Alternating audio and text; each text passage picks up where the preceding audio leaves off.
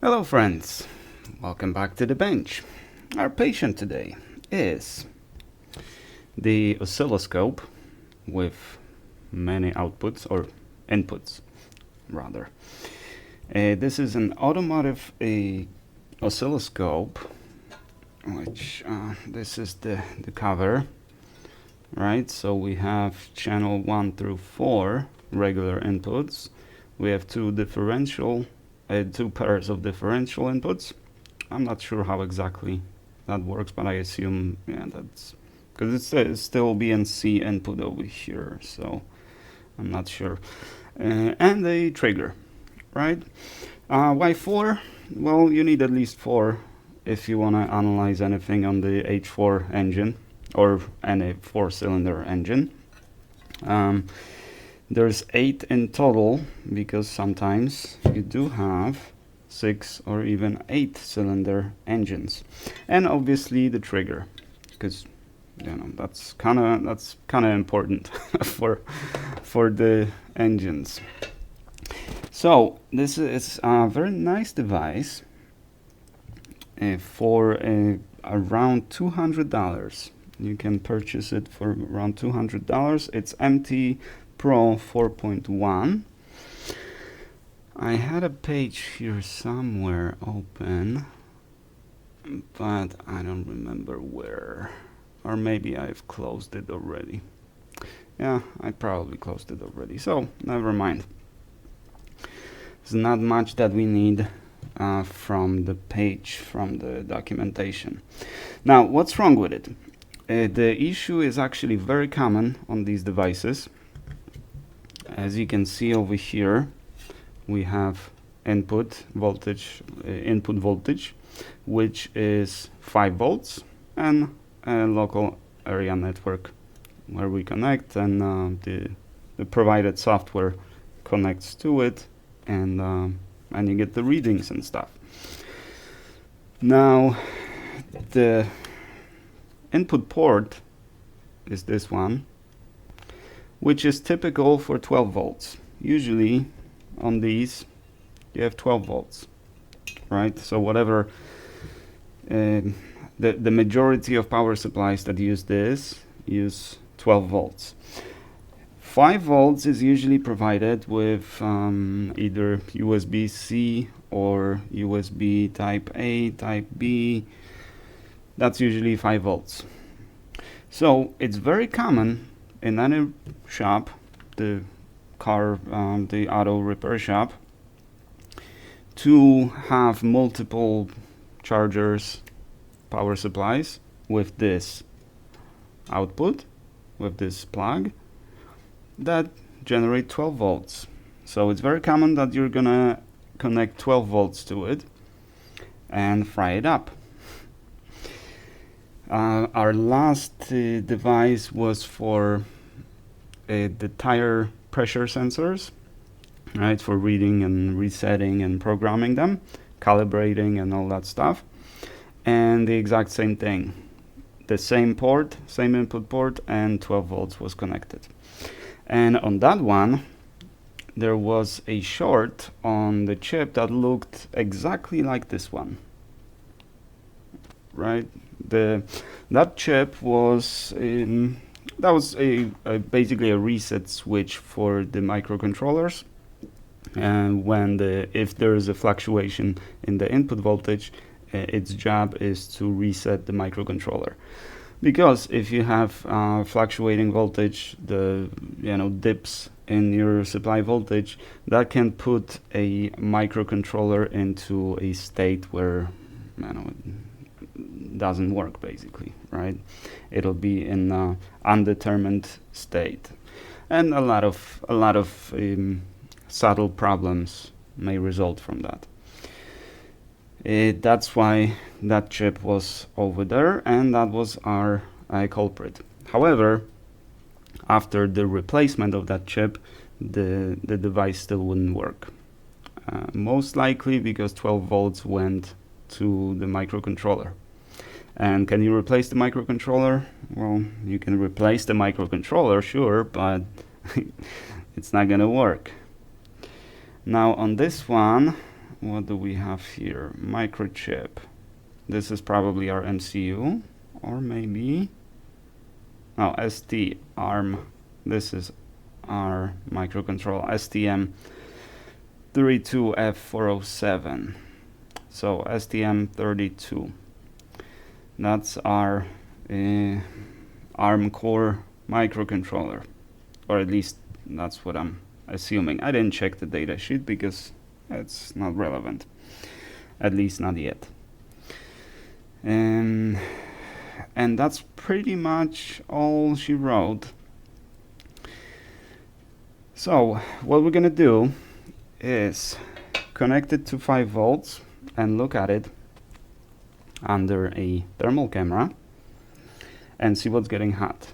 And I bet you that this little chip is gonna get hot.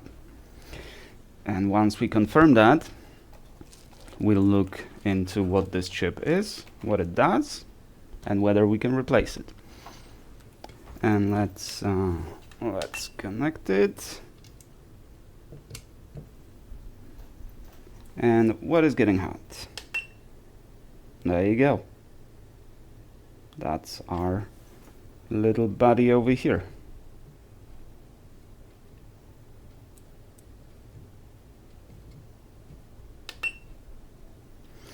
There's actually 2 things getting hot.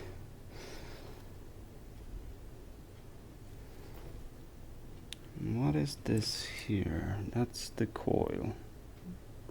That's the set of coils here. So one of these coils is getting warm.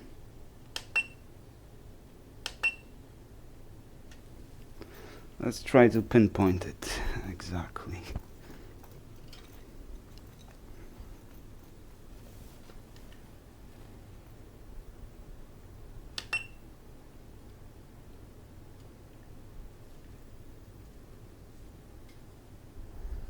No, it's not the coil. Something here.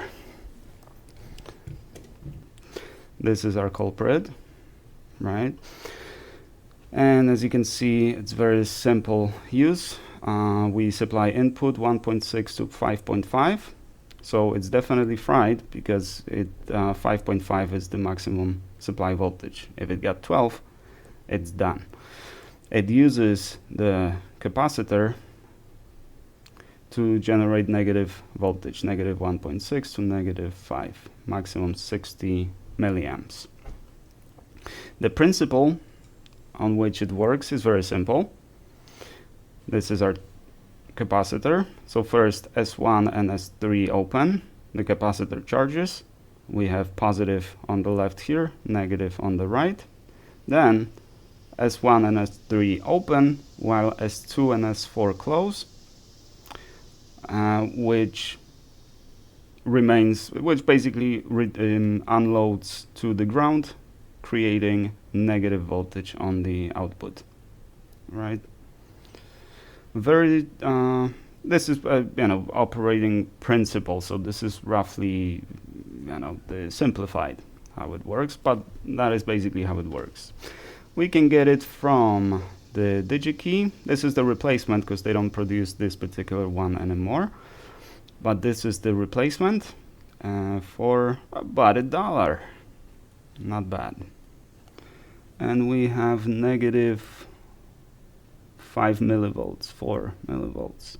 So it's kind of like it's trying to do something. But let's see if it's actually getting its power. So input is in the middle over here. That's our input voltage, and it's not getting input. So that's not our culprit. So our culprit must be something that heats up over here. It's this. What is that? That's probably a diode. Yeah, this is definitely getting super hot.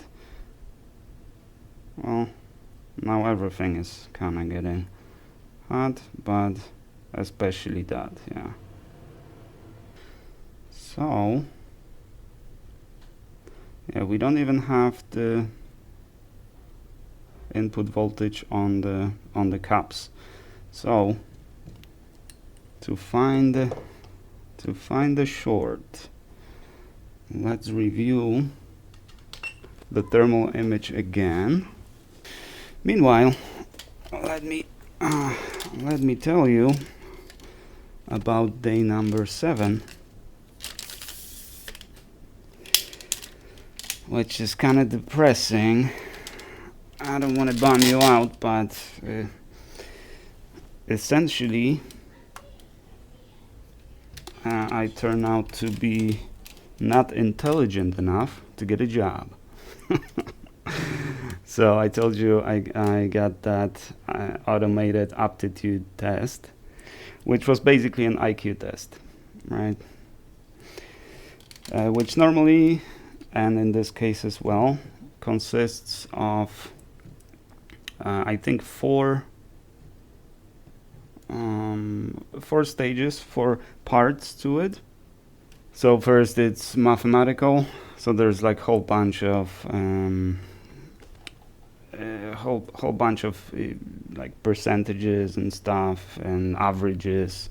Like you get 3 numbers and you gotta match 4th number for the average to be this, right? And you get 4 possibilities or 5 possibilities, so we can brute force through it, right? Pick one number. Is it too high, too low? That's at least how I did it, and I failed, so I don't recommend that method. Like, you know, if you get what was it, 25 bucks a book, and you get 40% discount, how many books can you get for $105 or something like that? Then damn it, what is that?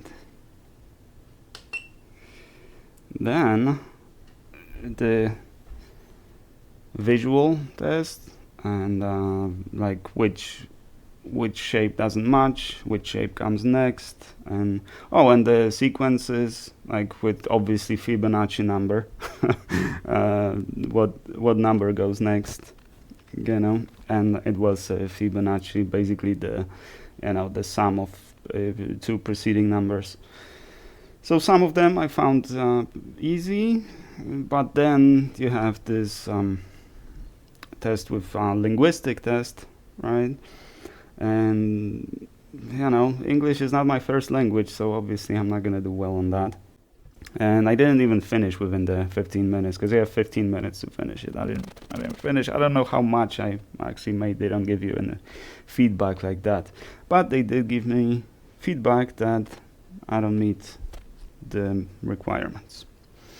So, bottom line, I'm not intelligent enough to work for them, or because this was recruiting company, so the recruiting company don't want me, or that particular one doesn't want me, because I'm not smart enough.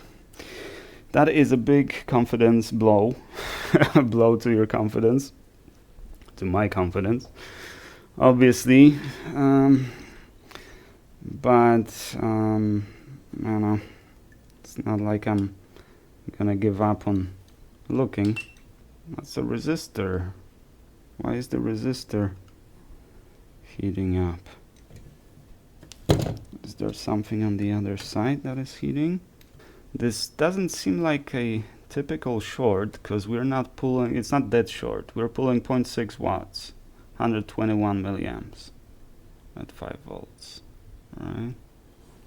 And it's this resistor here, yeah, that is heating up the most, not this thing. But heating resistor doesn't really tell us much, and that's why it's not a dead short. That is why it's not a dead short, because we are limited by this resistor. That's why the resistor is heating up and not the component that is actually shorted. So let's see if my limited intelligence, my low IQ, can figure this out. So this is what we see on the thermal camera. this resistor is heating up. This is probably the input resistor. So when we apply, oh yeah, that was lovely. Which means on the input of the resistor we're gonna have voltage, and on the output we will not. But we have no voltage anywhere.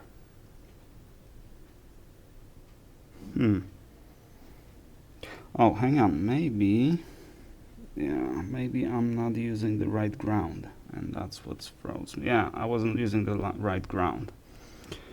So let's review. So this is our input.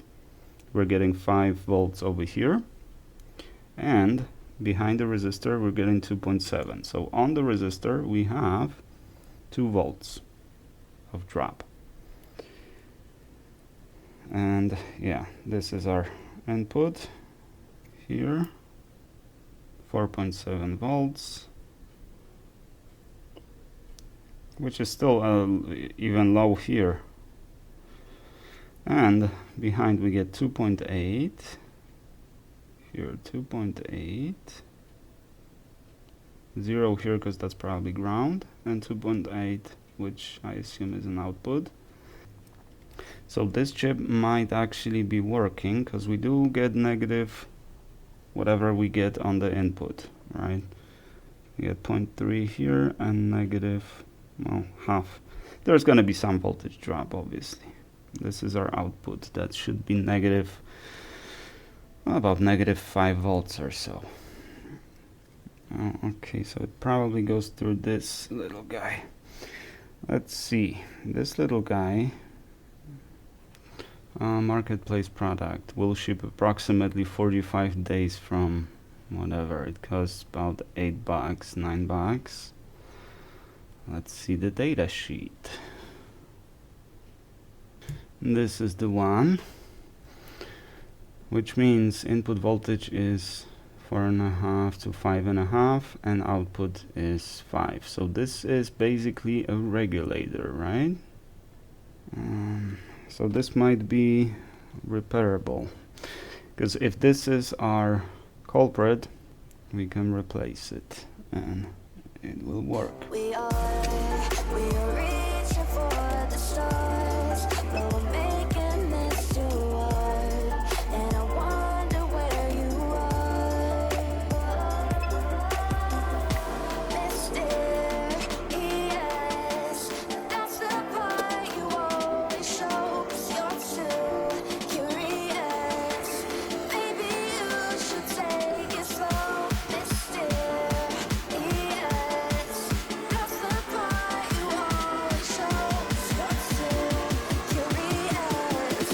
Maybe you should take it slow.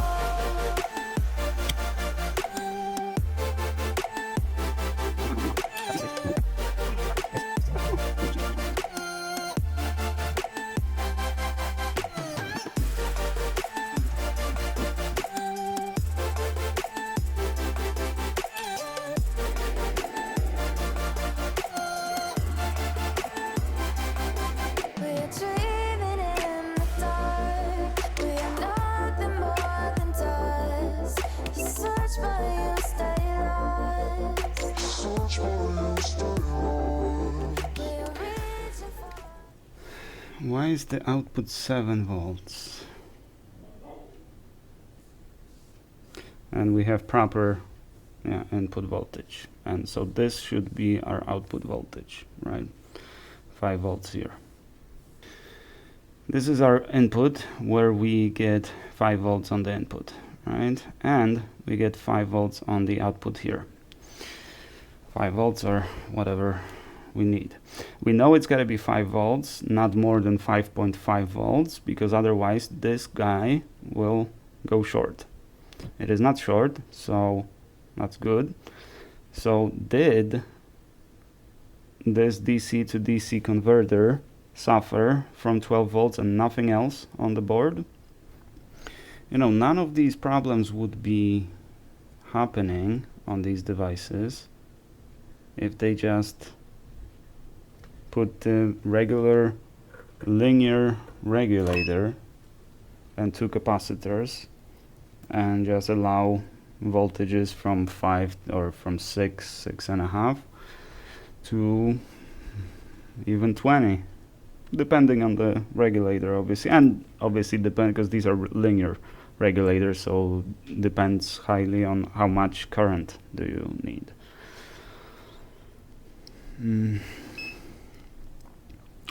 So let's drop the voltage to 2 volts. Okay. Now this will be our positive. Right, we get 2 volts here. So this is our ground. So on the caps we have 2 volts, which is correct. Our input voltage is here. Yeah, and there's 1.1, and our negative is not working. Yeah, we have no negative. So we get our input here, which is 3 volts now instead of 4. So it's dropping. And our output, oh, it's negative 2.7. We do have negative voltage. So why does it work now and didn't work before? Alrighty, we have our culprit. So it turned out it was the DC to DC converter. So what I did, because how do I know it works or it doesn't, right? When you connect the network cable from my router, that is in the other room, so the cable's pretty long, nothing happens when I connect it through here. So I removed the DC-DC converter again, and I injected 5 volts to the output. Right now it's grabbing 166 milliamps, and when I connect the cable, it lights up and it blinks. The data is being transmitted. See, it's talking on the network, so it's working. So looks like only this little tiny guy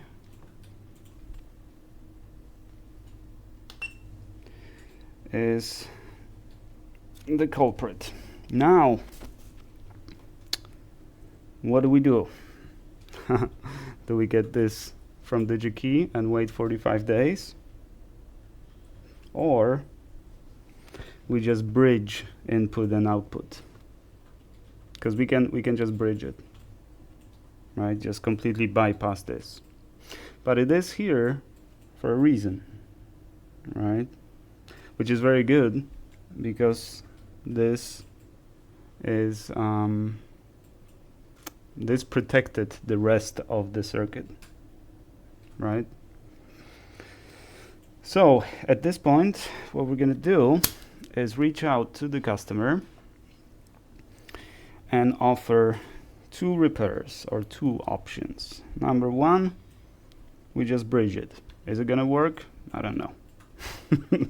It should. I don't think it wouldn't.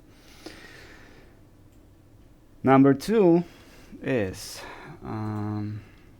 go to DigiKey and wait about 45 days to have this component 5 volts 2 watt to have this component delivered.